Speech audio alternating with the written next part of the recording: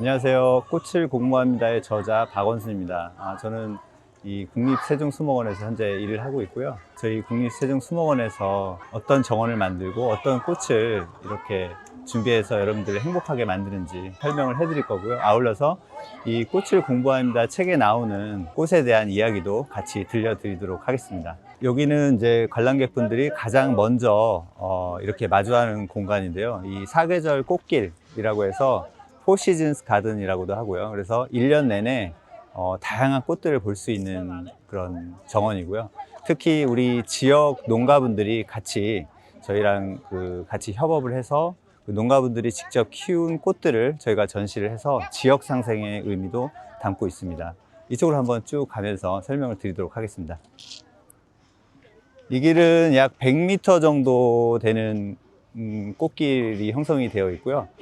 지금은 봄 중에서 우리가 가장 대표적으로 할 수 있는 그 튤립이라든지 수선화 이런 꽃들이 지금 많이 피어 있습니다. 그래서 아마 1년 중 가장 아름다운 시기가 아닐까 이런 생각을 하고요. 그 중에서 이제 대표적으로 튤립에 대해서 먼저 알려드리도록 하겠습니다. 이 튤립은 원래 원산지가 터키 쪽이죠. 그래서 터키에서 옛날에 오스만 투르크라고 했었고요.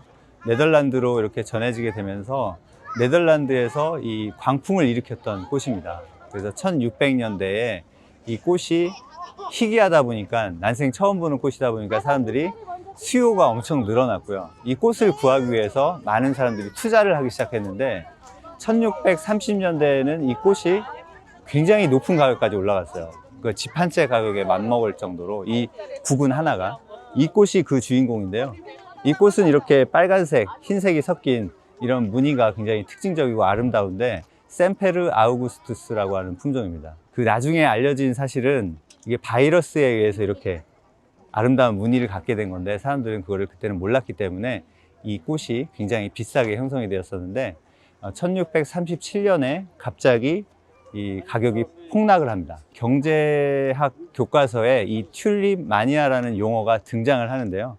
그래서 이 튤립이 바로 그 거품 경제의 첫 사례가 되었고, 이것이 경제학에서도 가르치는 그런 용어로 이제 형성이 되어 있습니다. 그 튤립은 다행히 이제 네덜란드에서 그런 사건이 일어난 다음에 안정화가 됐어요. 그래서 네덜란드는 기후가 굉장히 좋거든요. 이 튤립을 기르기가. 그래서 여름도 시원하고 건조한 상태에서 여름을 날 수가 있기 때문에 네덜란드에서 지금도 전 세계의 대부분의 물량을 생산하는 국가가 되어 있습니다.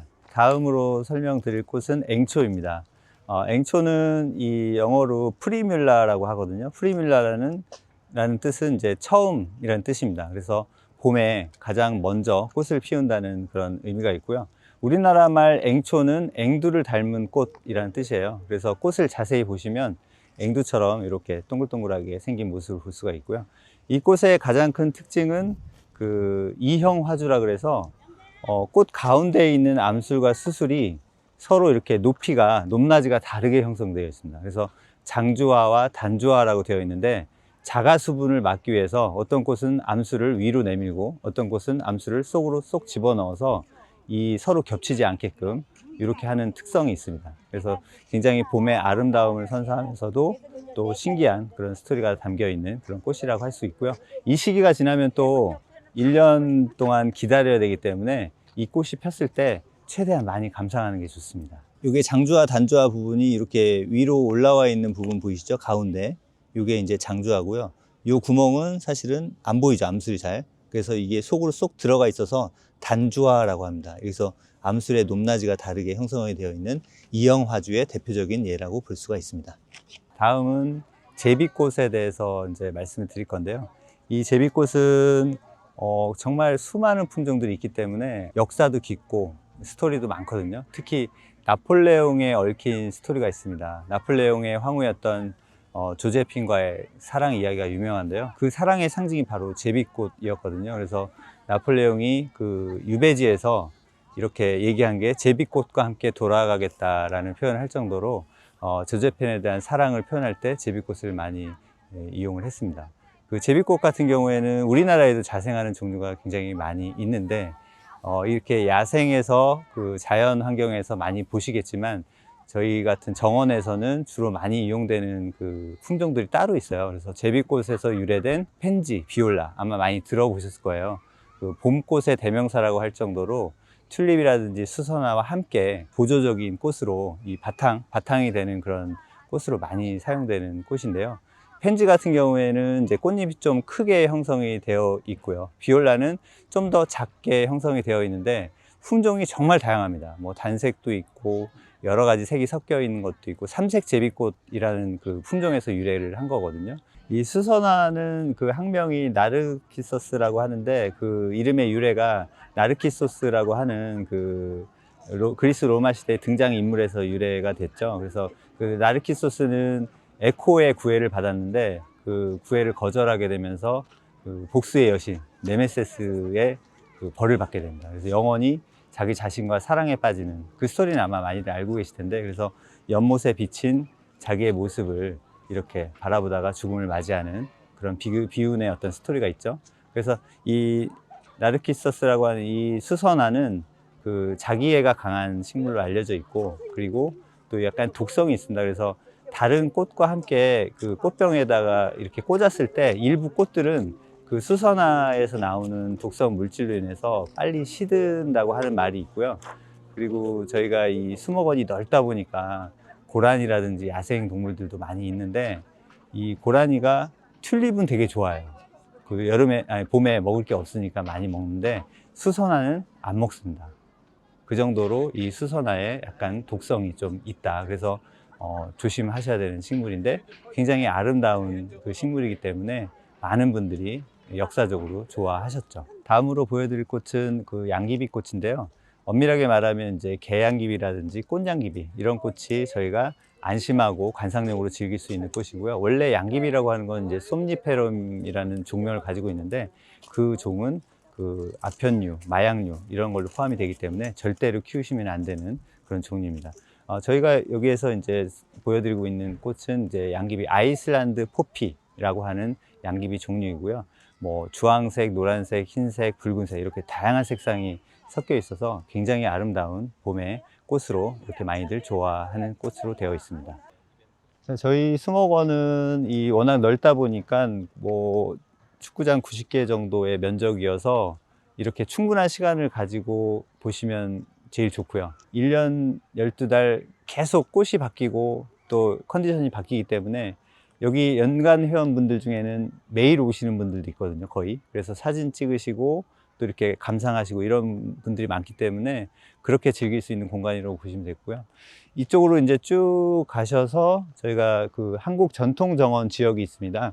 그 전통정원 지역에는 우리 궁궐정원이라든지 민가정원, 그다음에 별서정원, 담양의 소서원을 모델로 한 곳도 있고요. 그리고 창덕궁의 후원을 그대로 이렇게 만들어 놓은 궁궐정원도 있습니다. 가는 길마다 저희가 많은 꽃과 나무들을 이렇게 식재를 해놨고요. 전체적으로는 약 4,300여 종이 이 수목원 안에서 자라고 있습니다. 우리나라 자생식물을 다 합하면 약 4,000종 정도가 되는데, 우리 수목원에서는 그 외래식물들, 특히 온실에 지중해 식물, 열대식물 이런 것까지 포함해서 약 4,300종이 넘는 그런 종류를 저희가 보유하고 전시하고 이렇게 잘 케어를 하고 있습니다. 네. 사계절 전시 온실입니다.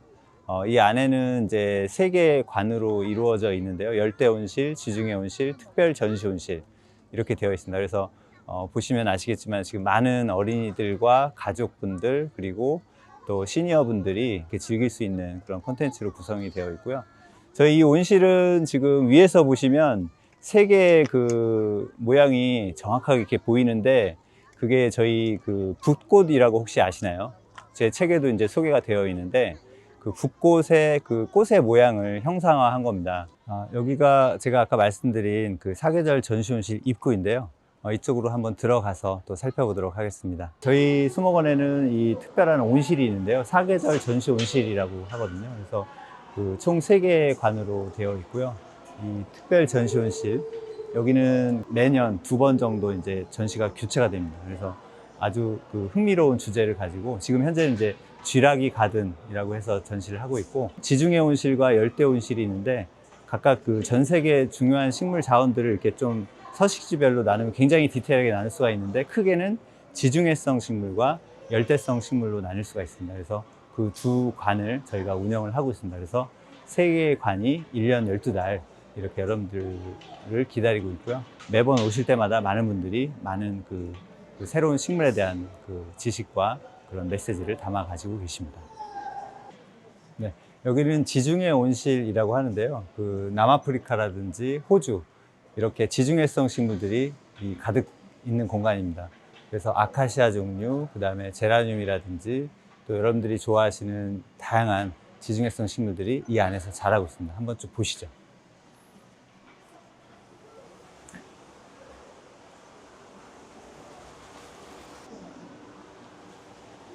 여기에서 가장 먼저 만날 수 있는 식물 중에 하나가 이 바오밥 나무인데요. 마다가스카르에서 자라고 있는 나무인데 지금 아직은 어린 나무입니다. 2000살까지 자랄 수가 있고, 그리고 이제 원산지에서는 이렇게 거대하게 이런 모습을 볼 수가 있습니다. 어린 왕자에 등장하는 나무로 유명하죠.